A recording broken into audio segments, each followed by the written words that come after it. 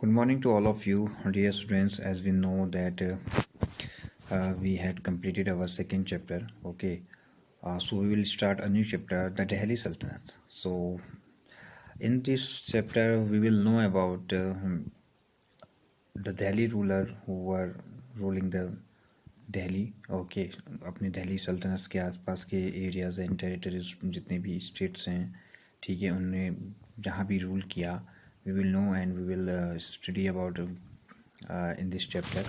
Okay, so in chapter 2 we saw that regions like the Kaveri Delta become the center of large kingdom. Did you notice that there was no mention of a kingdom with Delhi as its capital?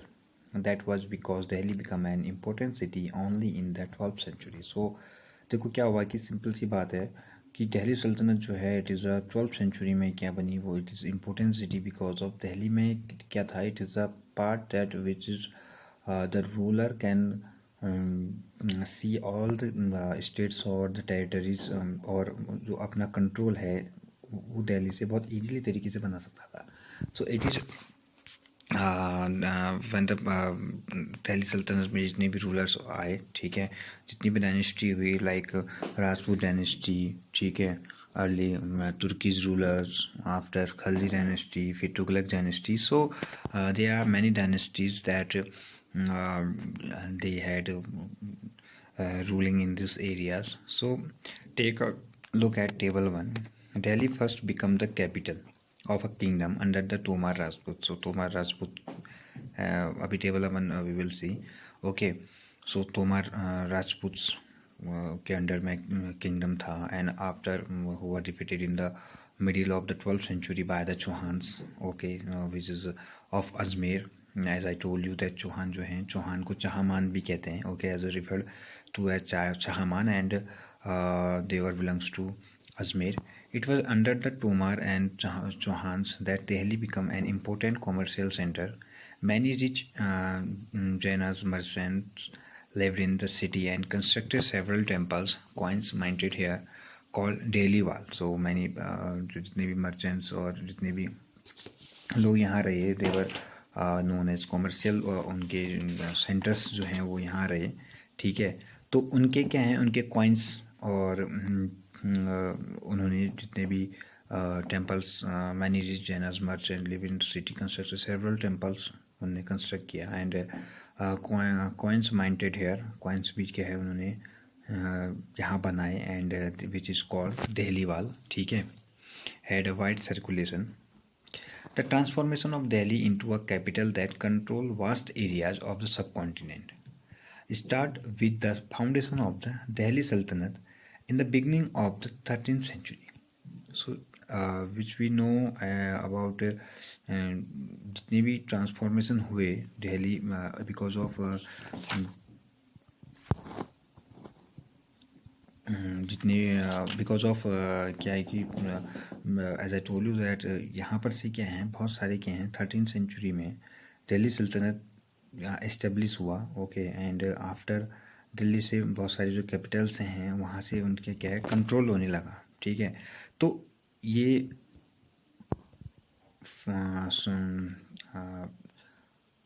Sultan in the beginning of the 13th century. Take a look at table 1 again and identify the 5 dynasties that together made the Delhi Sultanate.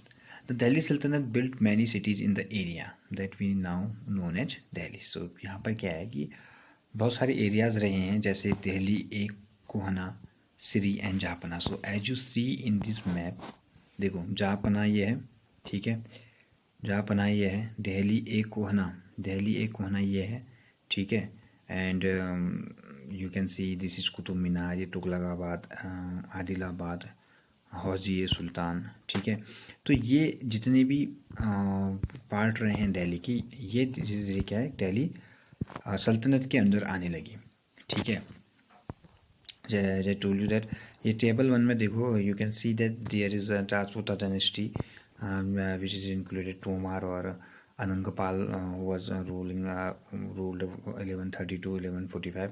After Chauhans ने 1165 to 1192 में which is the most powerful ruler Prithviraj Chauhan 1175 से 1192 तक, ठीक है।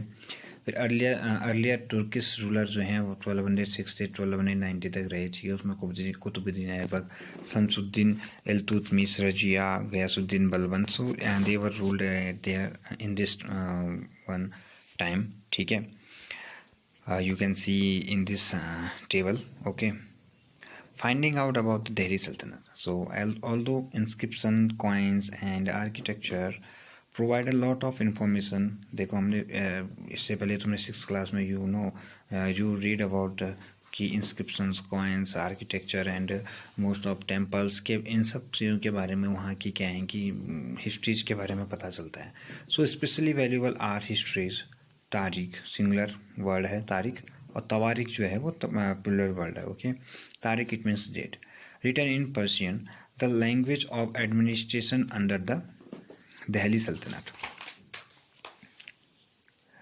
तो जितनी भी जो ये तवारीख जो है, तारीख तवारीख तो under the written by under the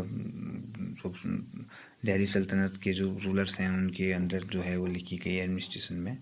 The authors of Tawarikh were a learned men, secretaries, administrator, poet, and courtiers who both recounted events and advised ruler on governance, emphasizing the importance of just rule. So जो ये तवारीख हैं they would be वो secretary हो सकते हैं, administrator हो सकते हैं, and they would be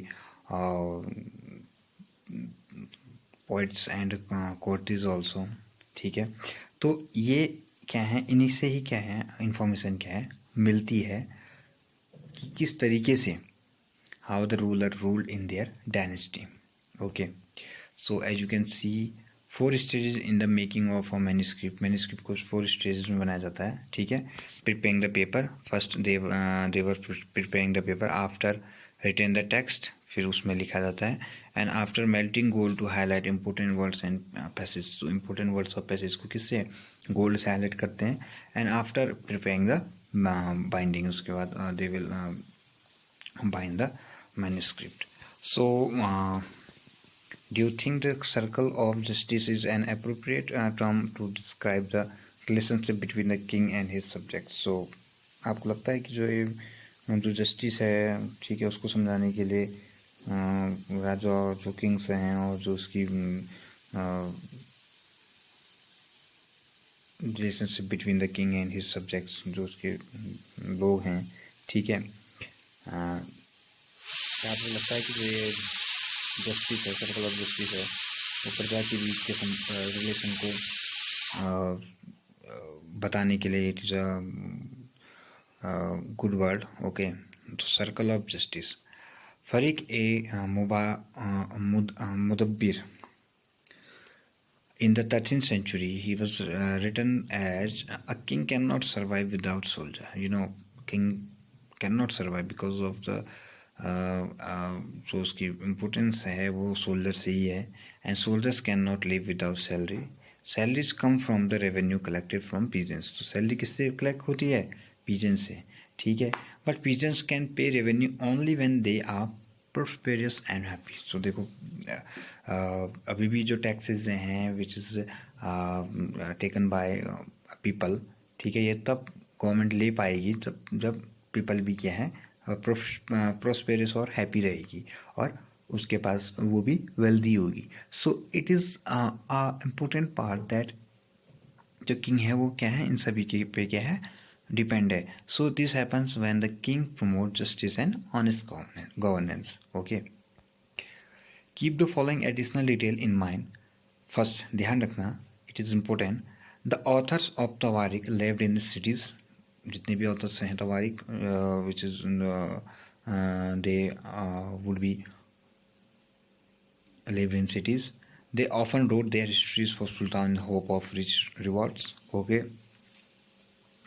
वो अक्सर जो हिस्ट्री है वो सुल्तानों के लिए लिखते थे because of they rewarded also from the Kings. These authors advise rulers on the need to preserve an ideal social order based on birthright and gender distribution, their ideas were not shared by everybody. तो जो उनके जो ideas हैं, ideal social और order based हैं, वो birth right पे हैं, ठीक है. जेंडर डिस्टिंक्शंस में हैं बिकॉज ऑफ जेंडर वाइज है वहाँ, ठीक है. तो according to the a good social ideal social thinking that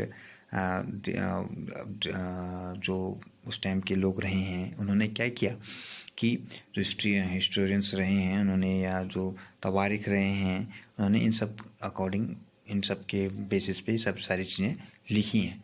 in 1236 Sultan Iltutmish daughter Razia become सुल्तान. सो 1236 में क्या हुआ, सुल्तान इल्तुतमिश की जो डॉटर थी, she was Razia and she was become sultan.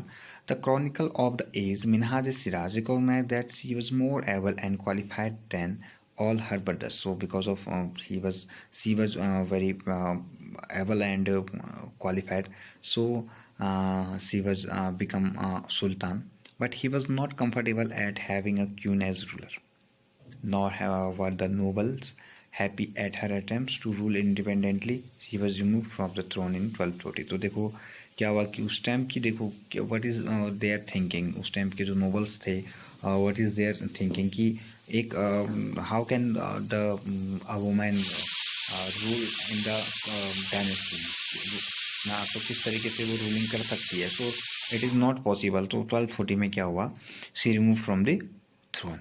So, what is Minhaj-e-Siraj thought about Razia? You can read in this one that Minhaj-e-Siraj thought that the queen's rule went against the ideal social order created by God, in which women were supposed to be subordinate to men. देखो, Minhaj-e-Siraj he was a author, तो वो भी यही लिखता है कि वो भी यही सोचता है कि जो women हैं, they would be subordinate to the men, and therefore he asked in a register of God creation, since her account did not fall under the column of men, how did she gain from all of her excellent qualities. So देखो वो कहता है कि जो God की creation है उसके जो अकाउंट है उसमें उसका ब्यौरा जो है मेंस के कॉलम पे नहीं आता है. तो it is a stereotype thinking of Minhaj e Siraj at that time, और उस टाइम पे था भी ऐसा ही, ठीक है. On her inscription and coin, Razia mentioned that she was the daughter of Sultan Iltutmish. This was in contrast to the Queen Rudrama देवी 1262 से जो रही है. उन्होंने क्या किया कि अपने जो कॉइन्स हैं उनमें क्या इंस्क्राइब किया कि सी वॉज अ मैन. उसने इस तरीके से अपना नाम जो है चेंज करके लिखा. एंड आफ्टर अनदर क्वीन जो है दुग्धा है, रूलिंग इन कश्मीर, जिनने रूलिंग की कश्मीर में 1982 1003 तक. हर title is interesting. It comes from didi और एल्डर सिस्टर. तो एक दीदी के रूप में इट मीन्स जो है obviously affectionate terms given to love ruler by her subjects. जो उसके सब्जेक्ट्स हैं, जो उसकी प्रजा है, जो उसके लोग हैं, जो उसके पीपल हैं, तो वो क्या हैं, उसको क्या पता अच्छा मानते हो, बहुत प्यार करते हो. So they would be known as Didda. So you will read is in this, ये चैप्टर को पढ़ना. ओके. सो बर्थ राइट जो है वो प्रिविलेज क्लेम कहते थे कि जो है it is a noble right to nobles to had right that कि क्या है कि उनका बर्थ राइट है लोगों पे क्या करना, गवर्नेंस करना, रूलिंग करना. Gender distinction, social and biological difference between women and man. Usually these differences are used to argue that men are superior to women. Okay, so read this chapter, be carefully. Okay.